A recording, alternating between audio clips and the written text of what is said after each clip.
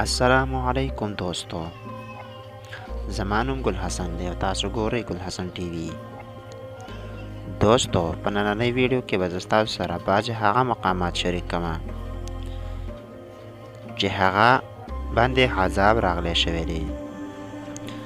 دوستانو، تاسو ته به یقینا طور باندې دا پته وي چې په مخکیني قومونو باندې به عذاب راتو، په ټولو خلکو به راتو او د نبی کریم صلی الله علیه وسلم په امت باندې عام عذاب نه راځي، د دې وجې نه چې هغه د نبی علیه الصلاة والسلام امت دی. نو دوستانو، عذاب ولې راځي؟ عذاب به راځي خو خاص خلکو باندې، لکه څنګه چې تاسو په دې ویډیو کې کتلی شئ.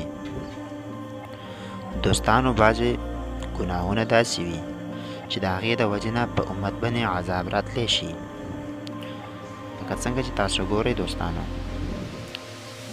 بعضې عذاب د زلزلې په شکل کې وي او بعضې عذاب د هوا په شکل کې وي او بعضې عذاب د سمندري طوفان په شکل کې وي. نو په نننۍ ویډیو کې به زه تاسو سره د 3 قسمه عذاب شریک کړم.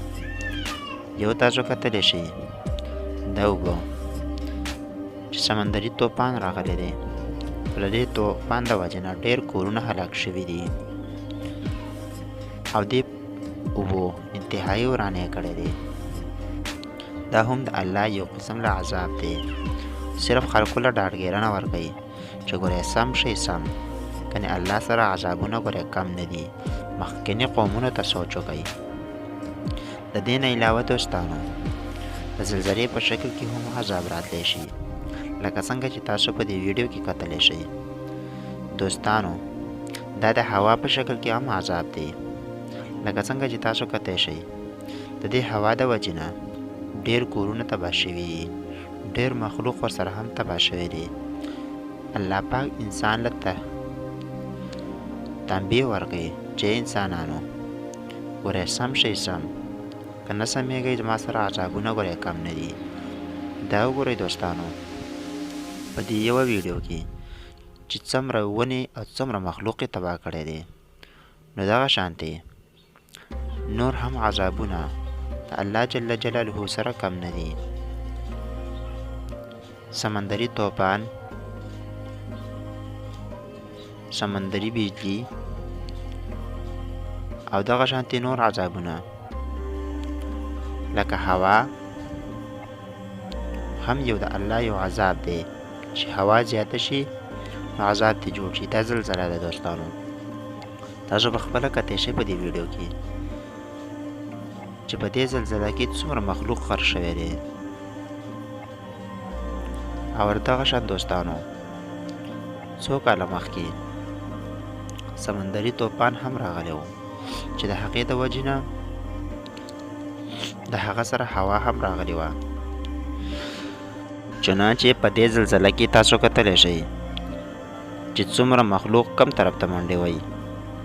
دغه شانتې په دې هوا کې هم کتلی شئ چې ونې راماتېږي. دوستانو، بعضې هوا د رحمت دپاره وي، خو کله چې هوا سوا شي د هغه نه رحمت نه جوړېږي، بلکې د هغه نه د الله عذاب جوړېږي. مخکینو قومونو باندې به زلزلې هم راتلې، دغه شانتې هواګانې به پرې هم راتلې.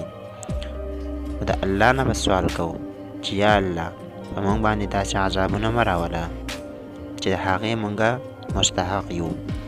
دوستانو، که تاسو نن وګورئ کوم ګناهونه چې شروع دي، د هغه ګناهونو د وجې نه په دنیا کې زلزلې هم راتلی شي، په دنیا کې هواګانې هم راتلی شي، د کاڼو باران هم راورېدی شي. مخکې قومونو کې به چنانچې د لوط علیه السلام په قوم کې کم ګناهونه چې وو، د هغه ګناهونو د وجې نه هغو غرق او تباه شو. د هغې نه زیات ګناهونه د نبي کریم صلی الله علیه وسلم په امت کې شروع شوي دي، خو الان کې دا ولې نه تباه کېږي؟ د دې وجې نه چې دا د نبي کریم صلی الله علیه وسلم امت دی. نو موږ له شکر ادا کول پکار دی چې موږ د نبي کریم صلی الله علیه وسلم په امت کې پیدا شوي یو.